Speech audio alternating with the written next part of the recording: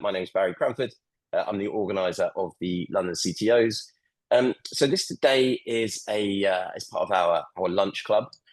So we've been doing this now for about 18 months. And where it came from, we run a quarterly unconference, CTO unconference. The next one is at the end of this month on, I think, the 27th. Chelsea may well correct me on that. But yeah, each time they're awesome. If you've not been to an unconference, definitely go. They're like amazing. People go there and say, I specifically want to talk about this. And what it does different from other places, like from general networking events, because you instantly, like a magnet, that draws everyone out of the room that shares your same interest. And so you're instantly like, you've got new friends that you didn't have when you got there that share that same passion, or at least the same curiosity. And so the energy around it's really cool. And we wanted to try and find a way for that to come into the group. I wanted to do it every day. Chelsea talked me into doing it once a week. So here we are. So we have a guest host each week, and we started doing that as part of a panel series. And so far, so good. I think we're 5 weeks in, and we've had a new panel and a new host each week. And we're going to see if we can keep that up for as long as we can. So yeah, as I say, this one is Nick Sales, who, if you don't know him on LinkedIn, follow him. And in fact, on that, and I was going to forget that, Chelsea's going to send out a doc soon, which will have a chance for you to connect with everyone else on the call. So put your LinkedIn details there. Again, this is just about bringing people together. There's only so much we can get through in this hour. So hopefully you can connect with people that you'll then be have relationships with and can have discussions thereafter. And one of those will be Nick, and his LinkedIn is amazing to follow. So yeah, guys, enjoy. Nick, I'll hand over to you, and thank you for being here. I'm blushing. Thank you, Barry. Hello, everybody. Great to see you all. Very, very pleased that you're spending Friday lunchtime with all of us. I'll let everybody on the panel, and we've got apologies, unfortunately, well, not unfortunately, due to a second round interview, which is great news, but one of our panelists couldn't be here as they're trying to get through the second round interview. But as we get to the first questions, I think we'll ask everybody to do a quick intro. And if we get into the 15th or 20th minute of the intro, I will ask you to get just to the question. We'll try to answer everything in a couple of minutes. We've got 3 or 4 or 5 very interesting questions, hopefully. But let's put it all in context. So I'm glad to hear that so many people are interested already. What the central point we're addressing today is what's going on and how to deal with the situation where you, leading technology, are asked by, I mean, it could be the founder or it could be the CEO, but asked or maybe even told to do something with technology, and that's either the function, the people, or your products. It's an awkward situation, and we've already heard a lot of people have experienced it in one way or another. I just wanted to say, and I'll just share this quickly, which is possibly the best Dilbert cartoon of all time. This is not new. So I hope you can read that, but it's the pointy-haired boss deciding we need an SQL database. This is actually from 1995. So it's not a new phenomenon, but it is just as unsettling and awkward. It's not just about being told or asked to do something, of course, though. It's actually about being told or asked to do something which we think will probably have a bad technology or business outcome, or both. Orcs all round.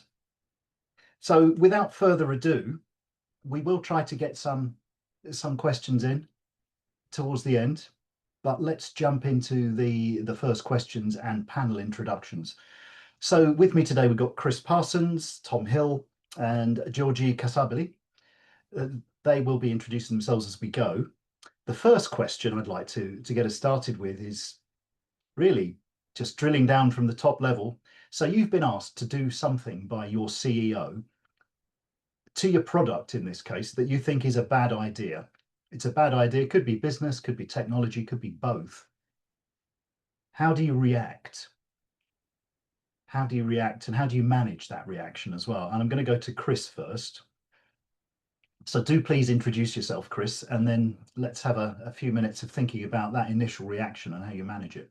Sure, very happy to. Hi, everybody. My name is Chris Parsons. So I am the CTO and co-founder of Cherrypick, which is a meal delivery app that I've been doing for about 5 years. Previously was CTO of a scale up where we were doing data analytics in the film business, and I've been a kind of long time, I suppose, AI interested AI person, and I'm now just spending a lot more of my time doing kind of helping companies with rolling out AI strategies and helping technical leaders with AI. So very close to this for a particular focus on AI, but equally this, as Nick said, this is a very general thing that does happen across a lot of different things. It's not just about AI. It's about any kind of technology that is almost imposed upon us in some way. So I suppose my immediate reaction is I definitely don't want to do that, and I don't want to, and my immediate reaction is usually anger. Interestingly, like why has the CEO come to me and is brought this thing? This is my job. It's not their job. So that would be very honestly my initial reaction, and I think it's a fairly common reaction probably, or maybe it's just me. I don't know. But I think the first thing that I would try to do once I've got over my initial irritation is to really think about the idea on its merits and just do a quick ego check. So the first thing would be, is this actually a good idea? Is the first question. Just because I didn't come up with it doesn't make it a bad idea, although obviously that's my first reaction. It's really important for us as senior leaders to leave our egos at the door and really try and grow through these kinds of situations and try and figure out whether or not what we're being given is actually a strong, sensible thing. And maybe the idea is we're resisting it just because it wasn't ours. So that's the first step. I think to think through. I have plenty of other things for to say, but I'll probably leave it there for others to comment as well. Fab. Thank you, Chris. Yes, that is, yeah, anger. Got to admit to that as well. And it's all about the initial sort of 5 or 10 seconds, isn't it? Trying not to blow steam 100%. out of your ears or frown or various other things. Thank you for that perspective. I'm going to move on to Georgie now, partly because I'm sure I'm mispronouncing your name. So please educate me on how to correctly pronounce your name and introduce yourself. And then, what's your initial reaction when you're asked to do something that you think is not a good idea? Hello, Nick. Hello, everyone. Georgie is perfectly fine. I think I found this. Everyone knowing how to name it is the best approach, not trying to pronounce the proper enunciation. Um, I think my first reaction would be curiosity. I'm generally curious, like where this is coming from, and I'm a firm believer in the consensus and like that everyone, whenever there are some ideas that I don't fully understand, they usually come from the right place, from some concerns or some opportunities that the leaders see and they want to chase them, right? And the fact that they are jumping to the solution is usually just like a secondary fact. For me, the most important start would be just to dig and understand what is a concern. And from there on, it's going to be way easier to understand, is it actually something the solution might be something that we should need to consider, or are there already some existing solutions that leader might not be aware of? And yeah, just build a dialogue from there. But yeah, I think curiosity for me is the main thing that's gonna start this. That's fascinating, Georgie. Thank you. I mean, you may well be on the path to sainthood already with that reaction. It's not something I mean, curious, yes. Why on earth would be possibly my curiosity, but yeah, fabulous. It sounds like you're less likely to blow smoke out of your ears. Fantastic, thank you. Uh, let's ask Tom the same question, and maybe after your intro, Tom, we haven't actually talked about specific examples. I mean, my first experience of this was about 20 years ago, my first CTO role. My new boss said, what we need to do is look at all of our time tracking and planning with this new tool here. And actually, it was quite a useful idea, and I was very happy to accept it. When you come through the door, it's not necessarily the worst thing in the world, so timing might be an aspect of this as well. But let's move on to Tom. Tom, do introduce yourself again, please. And how do you react to being told to do something? And maybe tell us, tell us about a time when you were told to do something or asked to do something that you didn't think was a good idea. Sounds like I've entered a second phase interview as well. Yeah, so I'm Tom, independent fractional CTO, very checkered background. So I've done all sorts: music, graphic design, digital marketing, interaction design, user experience, software, kind of whole shebang of things. I'm with Georgie, I think. I think that possibly comes from the having been on the client end of things part of my career at the start. Is my first thing is curiosity. I tend to turn into an inner toddler and just ask why. Like, why do you want to do this? Is it revenue? Is it curiosity? Is it because everyone else is doing it? Like, work with them to understand what the problem they want to solve is, and that way you can start to reframe it. That's when you can start to have a conversation and go, hey, cool, right, okay, I get what you want to achieve. Now we can talk about how we could achieve it. Because a lot of the time, with a buzzword especially, it's not the only way to solve it. Just because something has become popular or it's become mainstream doesn't mean it's the only solution, doesn't mean it's the longest standing solution. So to pick on an example, specifically, when I was leading a HR tech company, pretty much the entire application was written in Angular. And then the CIO at the time, wasn't the CEO for me at this point, decided, hey, we should do everything in React. Like, let's just rebuild our entire HR platform that's bringing in substantial revenue and move it from Angular to React. And exactly that. What? Why? Because there are more engineers in React. Okay, cool. Yes, but our problem isn't hiring. Like, yes, you're right that React is taking over the market. Yes, you're right that Angular might be on the downturn. Not going to argue with that. But the problem we're facing isn't hiring. We have a stable team. We're not growing. The problem we're facing is customer related. So why would we divert our energy and time away from doing things that solve problems for our customers and for the business to move to a technology that might make it easier to hire in the future, eventually, if that's our problem? Obviously, there's rebuttaling back and forth at this point normally, especially around, hey, but we need to be prepared for the future. But that's when you can start to work with them again to put plans in place. It's like, okay, we can look at this. Is it a sensible idea? It might be a sensible idea. Let's do it in the future. Let's time box it, and let's think about a strategy for how to do it as well. Let's not just go gung-ho, React is the next big thing. Let's rewrite everything in React, peel back the layers, get to the root of the problem, and then try and risk manage it is probably the best way I can say it. Like, point out where they're going to accept risk here and turn it into a conversation of, yes, we can do that, but we have to sacrifice X, Y, Z as a result. And in my experience, 9 times out of 10, when you point out that you can do something and that their point is valid, but it comes with these consequences, they start to re-evaluate that decision on their own without you ever having to really argue with them too much. You just have to point out that what they're aiming to do is valid, but how they're aiming to do it is maybe not. Great, thank you. So yes, we can do that. Pick one or more of these consequences is kind of the approach we're talking about, maybe. Yeah, pretty much. Start with curiosity, collaborate with them on what they're trying to solve, and then try to walk them away from the ledge by pointing out the potential things they can fall off along the way. Okay, thank you, Tom. So we're 2-2 on umbrage versus curiosity at the moment, which is an interesting outcome. I'm definitely on with Chris on umbrage, and then trying desperately to disguise it and looking enthusiastic and curious in the second or so afterwards. Possibly an object lesson on how to be a better leader is more curiosity and less umbrage, but there you go.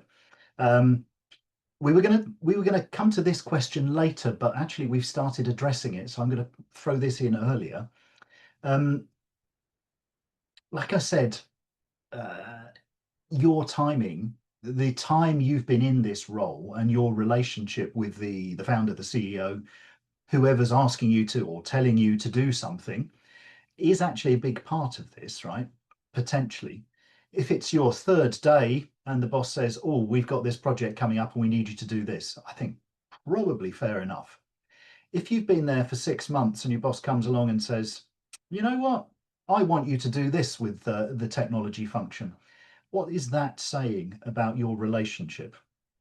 So I suppose the question is something along the lines of,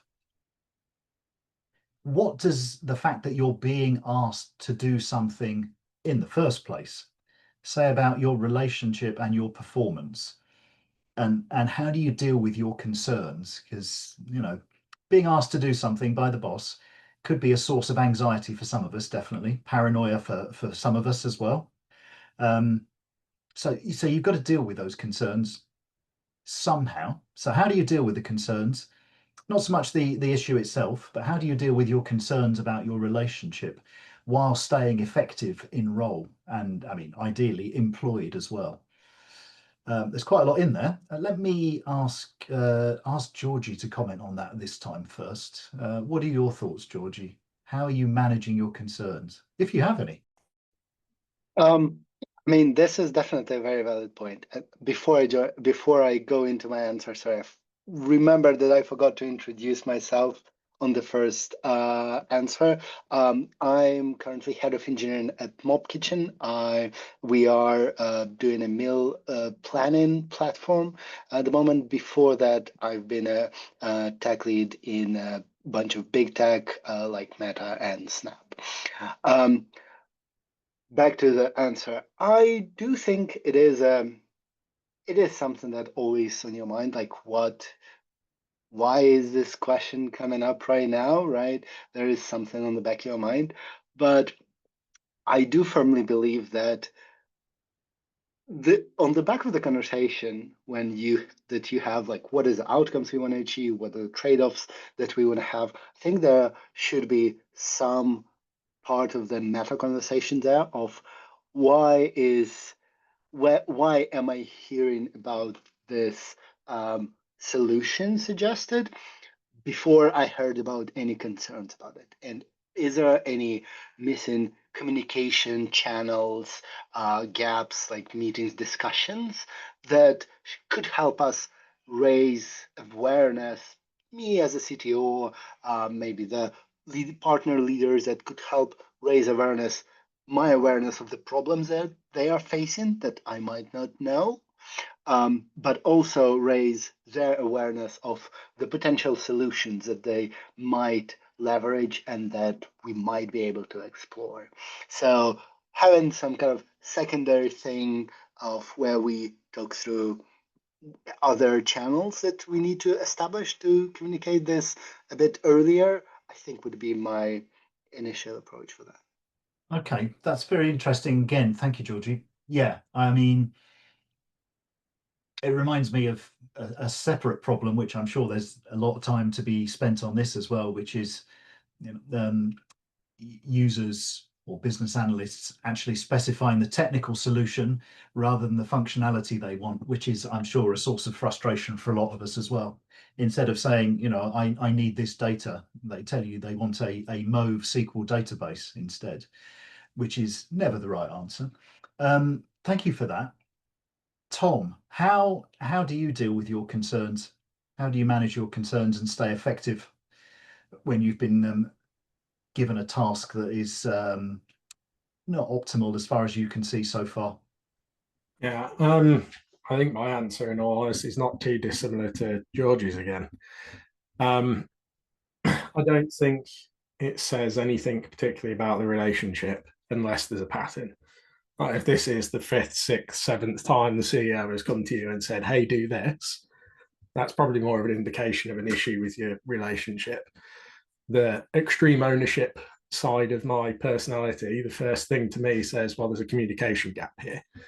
Like either, especially if it's something like AI, or like I mentioned before with React, where there's a new and upcoming technology, if the CEO has come to you and said, I want you to implement this, that's an indication that I didn't communicate about it early enough. Because chances are I knew about it before they did.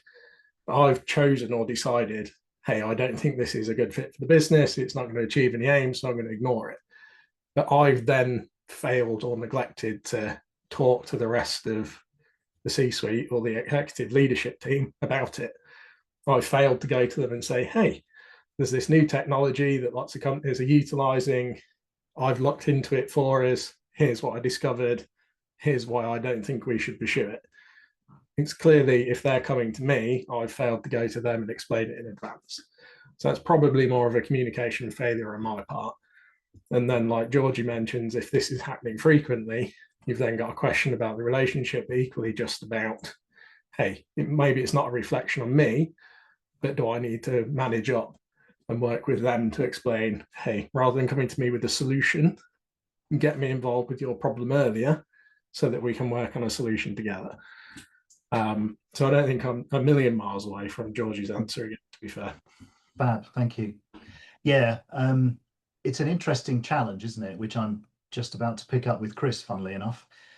How much do you need to try to be front foot at the same time as delivering on everything? What does that say about your relationship, but also potentially about what your CEO, your founder think about your organization? Are you too hands-on potentially? Are you meeting their unspoken expectations of what the CTO is actually supposed to do? Chris, I don't know if this situation's actually happened to you where you've been asked more than once. I know you've worked in different scales of business as well. I mean, either theoretically or based on your experience as well. What is it telling you? And are there, for instance, unspoken expectations that need to be brought out and talked about so you can better actually meet what nobody's told you should be doing for your role? Yeah, I think it has. It hasn't happened in the sense that a CEO has come to me with a Move database request style thing. I think that's not happened. I think the times that it has happened is normally it's either because someone, either a director or a CEO, has been sold on an idea of a technology by somebody else that they're bringing to me that is actually unsuitable, and that could be a vendor that's trying to sell something. But in general, I've been lucky enough to work with CEOs who've come to me with a sense of curiosity about this and asked questions rather than people who've sort of issued edicts. But I don't think I would. I don't think I would last very long in an environment where I was being issued technological edicts more than once or twice. But to your, I would probably go stronger and say it's than the other two and say it's actually quite a big strong signal of some kind of issue in the relationship. And in any business, the relationship between CTO and CEO is an extremely important relationship in the business. In a technology business, which many of us are in, it is the most important and pivotal relationship in the entire business, in my view. So therefore, if there's any issue there, then it's imperative that we get to the bottom of it and sort it out. I think there are two things that could be true from it. One is that the CEO is just the wrong fit for you personally, and they're just not a very good boss, and you probably want to find another job. That happens almost never, but it is possible. That's the situation, and they're never going to kind of accept you as the CTO of the business. I think more likely that there is a lack of trust there with them bringing something to you where they haven't trusted that you have done your due diligence in looking at that technology and rejecting it, and then they have to know about it in some way. So if they are bringing a technology choice to you, then they are implicitly saying, I don't trust that you haven't looked at this and discarded this for yourself, because you haven't come to me with this as something we should do, or you just haven't communicated it well enough so that they feel the need to get into the weeds. But if they feel the need to get into the specific technology choices, then, and they feel the need to impose that in some way, then that is a failure of my own leadership. I see it like that first, because I either haven't communicated that through, or I'm not bringing, we talked about this the other day, didn't we? I'm not bringing the right level of technology vision to the board, to the senior team. And therefore that's a signal to me that I need to do something.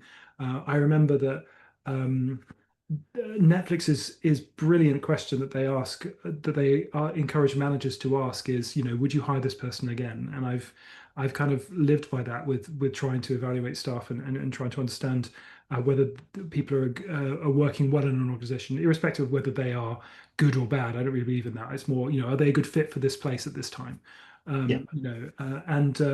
And if we want to ask that question, then we must also ask it of ourselves and bring it up with our CEOs and say, would you hire me again if you had the choice? And if this question coming up a lot is a signal that the answer is no, or I'm not sure, and that is a very important thing to address very quickly.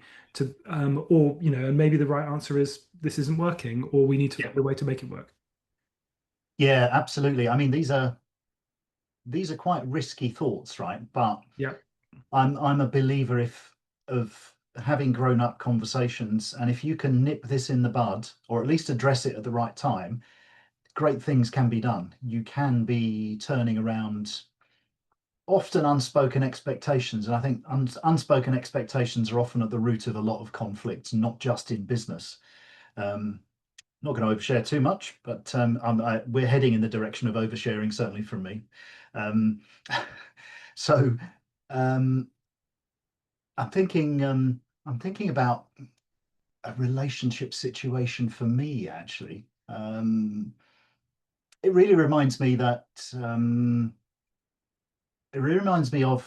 so I was on the UC Berkeley CTO program for the last 18 months. It was absolutely brilliant in various ways. I'm not getting any money from referrals. That's not why I'm saying this. But their view of the role of a CTO was really interesting. There were basically three pillars. One is be the client or customer champion and the product champion. And sometimes you'll have a product person in there as well, obviously. The second one was to be the coach and challenger for technology for the rest of the C-suite. And I think that's where this comes in. I mean, the third one is to be the custodian of and setter of culture within technology, which is another fine thing. But the second pillar, coaching, leading on technology for the rest of the C-suite, I think is where we might be able to head off a lot of these interventions. But it's hard to stay ahead of that, right? You've got to do your day job and also be doing your futurism and your horizon scanning. So a lot of challenges. Let's go back to a scenario. Let's go back to people are welcome to ask questions. We'll come back to these. Stick it in the chat, obviously. I can see the chat's pretty active, so that's great. Thank you. Let's come back to a specific scenario here, because this is quite a telling one, right? Assuming you've been given a task and you've decided, yes, this is not a hill to die on, so I'm going to do it. Is it sensible or even possible to take an approach to integrating, to migrating to React or outsourcing everything to the lowest bidder or whatever? Can you take an approach where you cover your back? So you try to do it while you're covering your back and minimize damage to yourself without it kind of backfiring you on some way. In other words, can you do this without being 100% committed or with your Teflon suit on? And I think it's probably Tom's turn to pick this up first. I can make this long answer very short. No. I don't think you can. I think in that situation, if you've decided that you're going to take it on, although I'm not a fan of the term, you've got to disagree and commit. If you can't take it on and own it and take complete responsibility for its implementation and its outcome, it's not going to be successful, because immediately everyone under you is going to get the same gist. Well, we're being made to do this. Like, even our senior leadership doesn't want to do this, but we're being told to. Then everyone's morale and motivation and energy around it just falls through the floor. I think you've got to make a values call at that point. Like, if what you're being asked to do and the approach you're being asked to take is completely misaligned with your values, it comes back to what Chris said. There's just not a fit between you and the rest of the leadership team, and you probably want to stand by your views and say no. But if you are going to say yes, I think you have to look at it and figure out, how do I get on board with this, and own it completely and drive it forward as if it was your own idea and you're entirely behind it. Otherwise, the initiative's unlikely to be successful. I don't think you'll be able to cover your back either way. it's either going to look bad to the senior leadership team that you're blaming the rest of them. Hey, you made me do this, and I said it was a terrible idea. Or it's going to look bad on you because the implementation fails and it all comes crashing down. And ultimately, you were the one responsible for execution. Yeah, I mean, and that makes sense. Thank you. Is it the right time to get the "I told you so" t-shirts printed? Probably not. Not a good look either. Let's go back to Chris again. What's your take, Chris? Can you do this and protect yourself, or is it all in or nothing in? No, I am totally on board with what Tom was saying. I don't think you can do it. I also don't think you could ever say "I told you so" in a senior executive context. That's just not words that would ever fly in any circumstance. I don't think.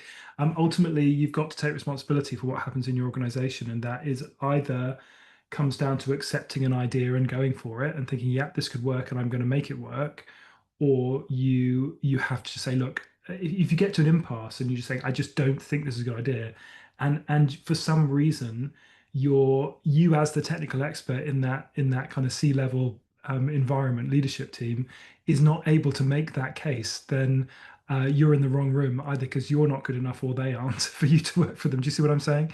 So it just doesn't. I can't see how a functional leadership team can disagree so strongly with you on something that is supposed to be on your area of expertise, and for that and for you to not have some influence over that. You're just that's just not a good fit if that's in the situation, which means that I'm therefore assuming that there is something about it that has merit, and it's maybe just a question of taste or priority. If in which case you can just disagree and say, okay, I don't think this is the right thing for now, but if you really believe in it for these reasons, then, and these business reasons are good reasons, then we'll go for it and we'll make it work. That's fine. But you've got to be behind it, just like Tom was saying. Right. So disagree and still go all in. I think you have to, yeah, and the commit part of disagree. Yeah, I'm with Tom. I think disagree and commit has been used as a weapon to bludgeon people and expecting them to kind of do what I say. But that's not what it's about. It is actually on the person who is someone who's being asked to do it, and you have to decide to disagree and commit. You can't be told to. Yeah. If that makes sense. Yeah, fab. Thank you. I certainly remember myself being greatly troubled. I worked at a large investment bank and was responsible for a lot of market risk, which was basically enabling them to be certified to trade in global markets. And I was very, very worried about being told to outsource lots of stuff to the lowest bidder. It did, I mean, personally, it led me to actually look for another job in the end. It was that bad, but I did think, and I was told as well by friends, we're either going to do this and go 100% and get behind it, or we're just not going to do it at all. There, as Yoda would have said in this case, outsource or don't outsource. There is no partly outsource. He wouldn't have done, obviously. That's terrible. Georgie, sorry. What's your thinking here? I mean, let me take the. I'm not going to ask you the same question again, but would you, for instance, consider saying, I don't think I'm the right person for this. Let's get someone in to deliver this project. Is that a way of mitigating the risk, or is that just setting yourself up for potentially bad outcomes? What do you think? I would second Tom and Chris here. I don't think if you are a leader and you are saying that you're not the right person, like the only ultimate outcome here is the parting ways, right? Because you do have to take ownership of the things, even if it's not your favorite approach. So yeah, I think that it could be outsourcing, outstaffing, or whatever, like just having someone else to deliver that could be a way forward. But this is just implicitly saying that, yeah, I don't think I'm the right person here. Let's plan how we're gonna part ways. But I also wanna just slightly dig probably maybe a little deeper. Not always possible, obviously, but I think the reason I usually very curious about such broad mandates is that talking with people and figuring out why, like what's going under the hood, is a great step for establishing the consensus, for establishing what are the goals we're trying to reach.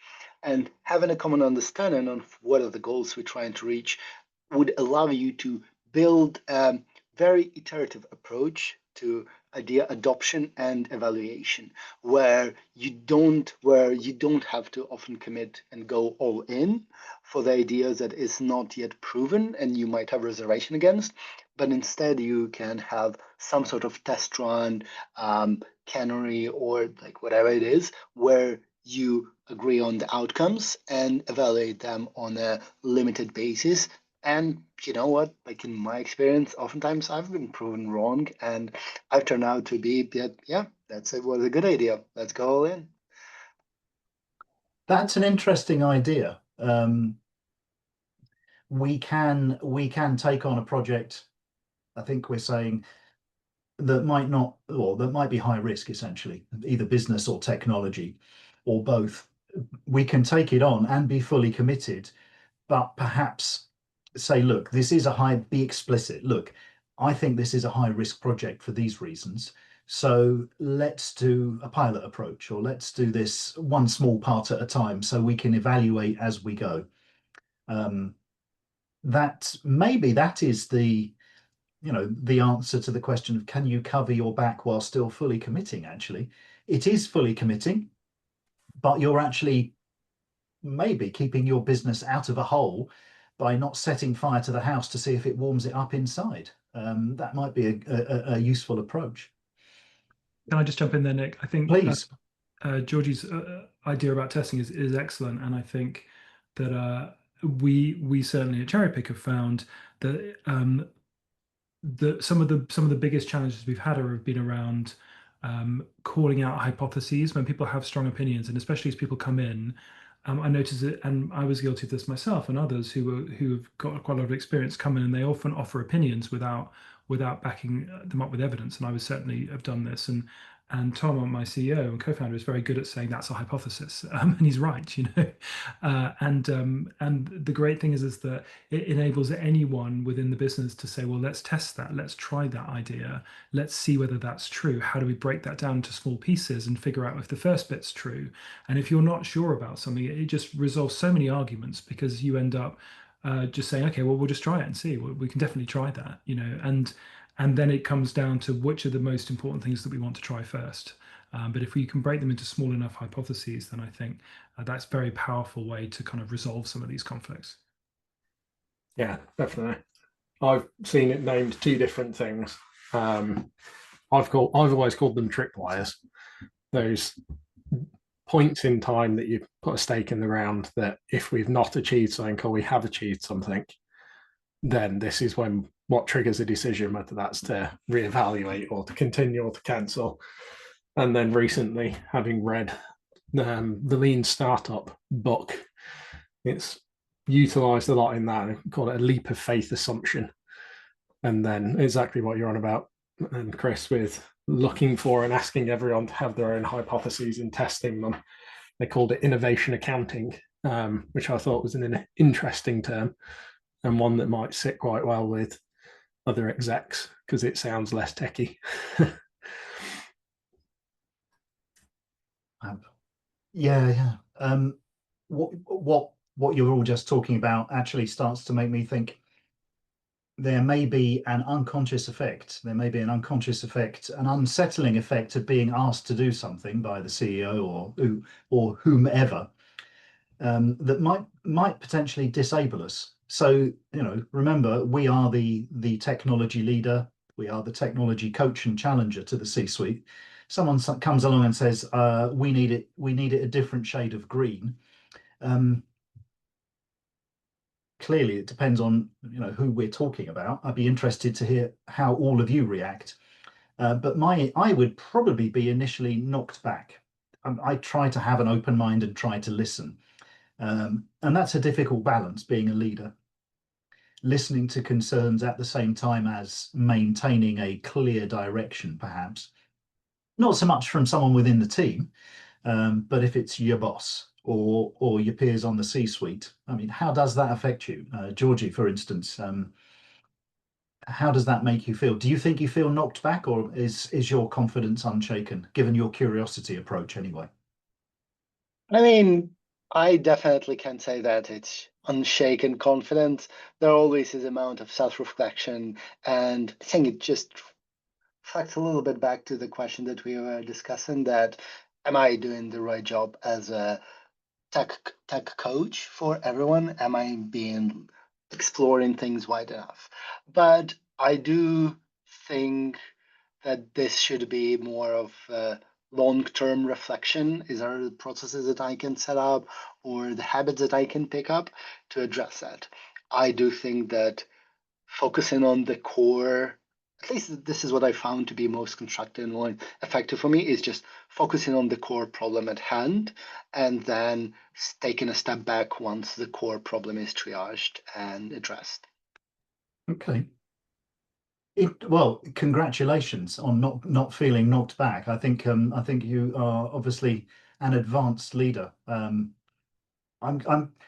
thinking that we haven't had too much controversy at the moment. I mean, several times, to be fair to ourselves, we have said, well, maybe not in the right role then. So there is potentially, well, if that's the way, then I'm leaving. Obviously, that's not quite the way we probably address it. But I think we probably need some curiosity. There's probably a post-lunch lull kicking in as all the carbohydrates lull us off to sleep. Anyone who's seen anything I post on LinkedIn may have noticed that I am occasionally slightly controversial. For instance, the death threat I got when I told people you couldn't self-declare as a CTO.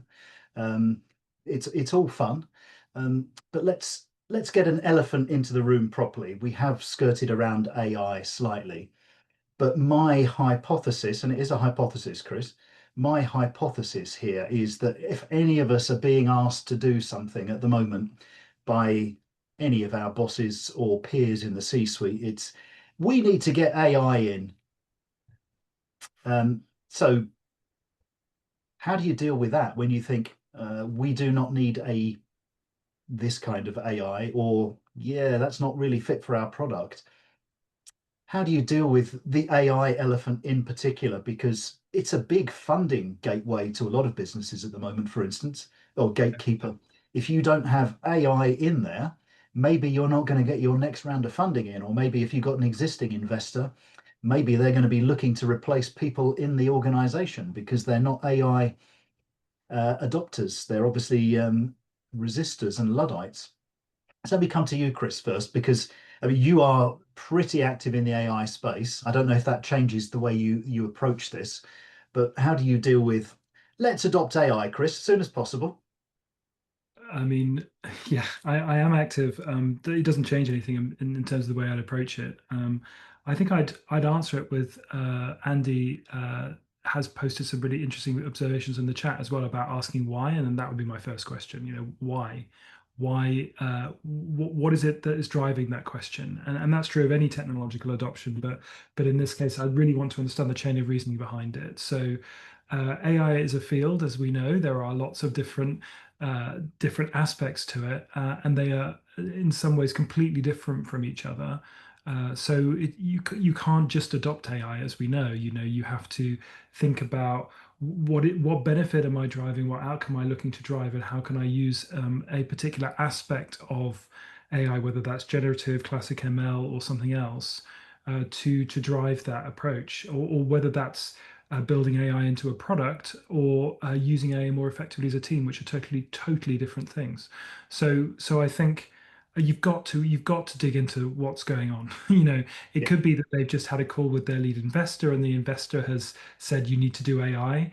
And the reason that their investor said that is because their LPs have been on the phone saying, we're not going to get your next fund together. We're not going to come into your next fund. We're going off to this other VC that's pledged to put together a fully AI fund or something. So they're desperately scrambling as well. So there's pressure everywhere, and I think it's good to understand where that's coming from. It gives us a little bit of empathy and understanding about why we're being asked for it, and then figure out, at least at first, what they even mean by that. I think that's the first step.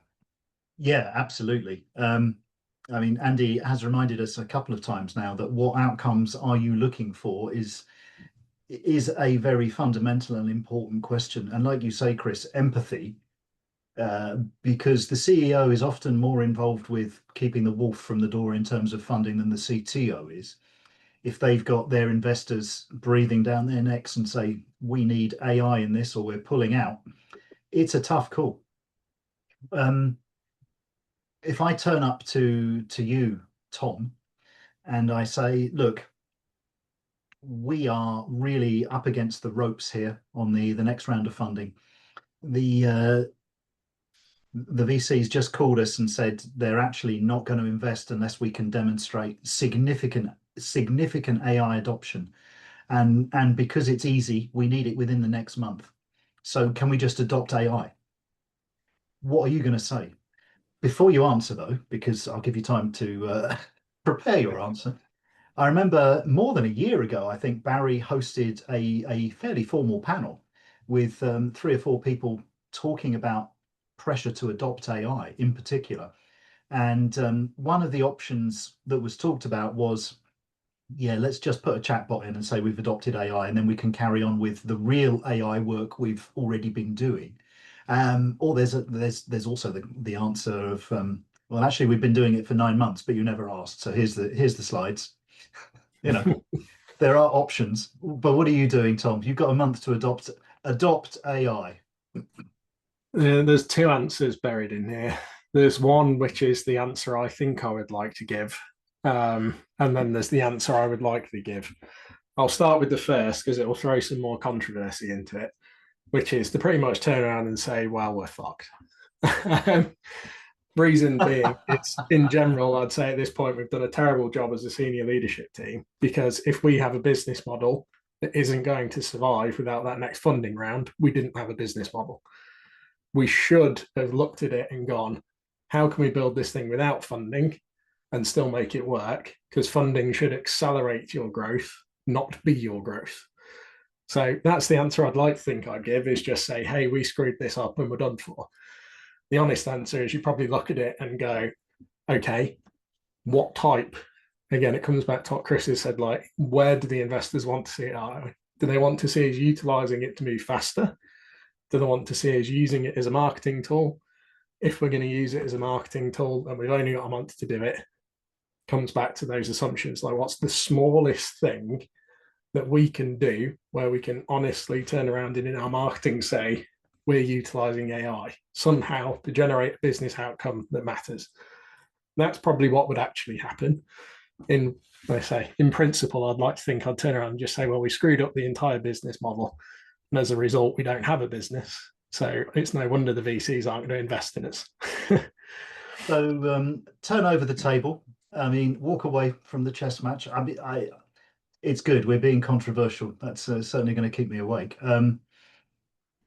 Yeah, there's no reason to stop putting the boot in for a moment, because I mean, it would be quite interesting to know if there's anybody in the audience who hasn't been asked to adopt AI in those very simple terms. I mean, if you haven't been asked, because I think I certainly have been on the end of it several times in the last year and a half, do drop a comment in to say, no, I've never been asked, please. I'd be very interested to know.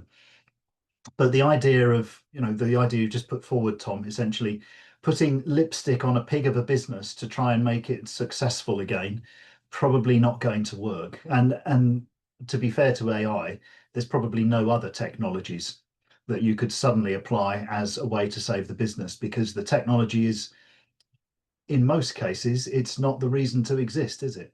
That's what's delivering the value to the clients or the customers. Georgie, again, can't ask you the same question. So let's spin it slightly differently.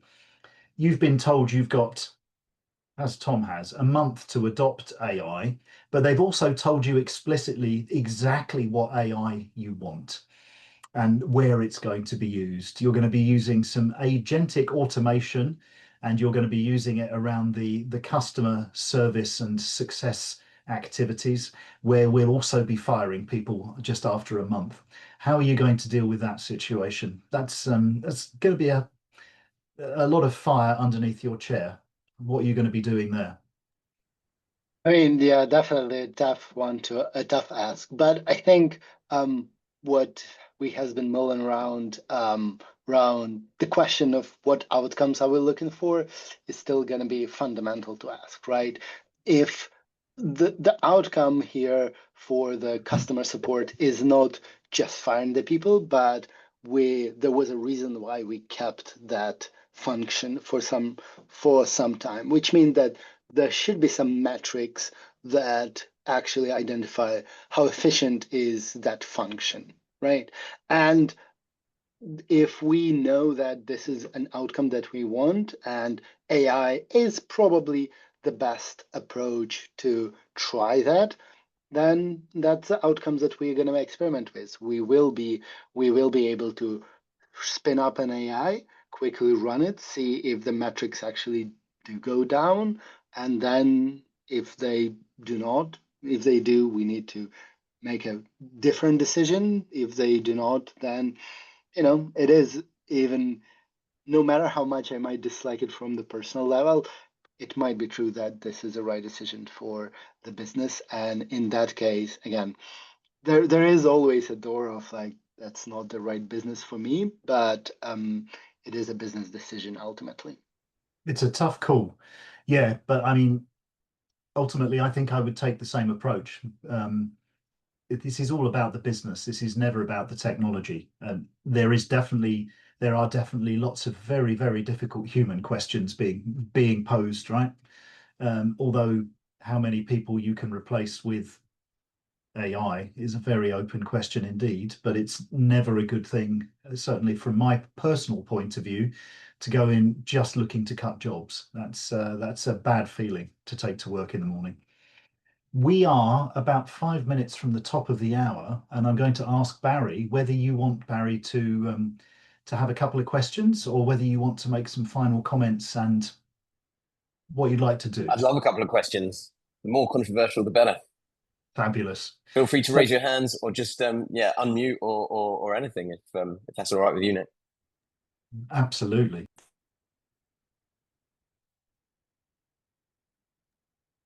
And failing that, if no one's got any new questions, then maybe the panelists just looking through the comments that have been made for anything they wanted to add value to, or build on, or dig deeper into. So I'll flag up a comment Alex McClintock made, which was point to all the machine learning you've done for ages, for the last 10 years, and rebrand that as AI. That's a very interesting thing. For a long, long time, machine learning people didn't consider themselves part of AI. They like to keep it separate. Suddenly, when AI was becoming successful again and getting money, they all agreed suddenly that ML was part of AI. But I think it's now being separated off. If we can agree that ML is AI, then not such a bad tactic, actually. Is there any rebranding anyone on the panel might think about doing, or are we doing what we're being asked to do? I remember a particularly good talk at Strata in 2018. I think this is pre-generative AI, pre-current AI summer, and it's ostensibly a data conference, and they were asked about whether what they were doing was AI, and they said, well, if I'm speaking to you lot, then it's ML, but if it's in PowerPoint, then it's AI. There you go. Fabulous. I think that opens the floor up to the generic question. Can anyone actually say what AI is supposed to mean now? Because it just stands for artificial intelligence, and I'm pretty sure quite a few of the leadership team I've worked with have got that in their own head, because it certainly doesn't always come across as genuine intelligence. I had this might be the last thing we say, but I had a really interesting discussion. I can't remember if it was with one of you three actually, but it was a local technology meeting. I think it was probably local government organised in the north of England, and everyone was talking about AI. It was a big discussion, and eventually a big local pig farmer put his hand up and asked why everybody was so interested in artificial insemination. it doesn't mean the same to everybody. So I don't know what it does What a way mean. to end, Nick. Thank you. Nick, thank you so much for hosting today. Georgie, Chris, and Tom, thanks for coming through and being on the panel. Really appreciate it. Look, I said this at the beginning. I'll say it again. I'm just going to put that doc there one more time. There's only so much of this that we can get done in an hour. For me, the real beauty here is that we've got 20 odd people that all care about this stuff, are interested enough to give up their time to find out more. Everyone that's interested enough to put their LinkedIn details on that doc. I'd say everyone get together and connect. So we run something called the CTO Job Club. I know a few of you here have been in that. And we find the job market for CTOs is changing a lot. Most people that are hitting the market for the first time in 3 or 4 years are overwhelmed at how much it has changed from the last time. Many people coming to me and saying, I've never had to send my CV or interview for a job. I've just been headhunted, or just every now and again say I might be interested. People are on it. Things have changed a lot, and so the first thing we say is, well, look to your network, look to who you know, look to who you already trust, respect, and where the relationships are already there, and speak to them and see who they know and what kind of opportunities are out there. And at least 50% of the time, people have neglected this side of things when they've been permanently employed. And so whilst it's still never too late to start, I would just implore, really connect with each other, build connections, build relationships, get along, meet each other, virtual coffee, whatever you can do. And then when you're next looking, it'll be much easier. God knows what the job market's going to be like in 2 years, 3 years. Christ, who knows? All good fun though, all good fun. If anyone would like to host an event, if anyone would like to be on the panel, let Chelsea know or let myself know. Just reach out to us, Slack, WhatsApp, email, anything. We'd love to have more people. So yeah, one more time, thanks everyone for being here. Thanks to the panelists, and of course, Mr. Nick Sales for that. And we'll see you next time.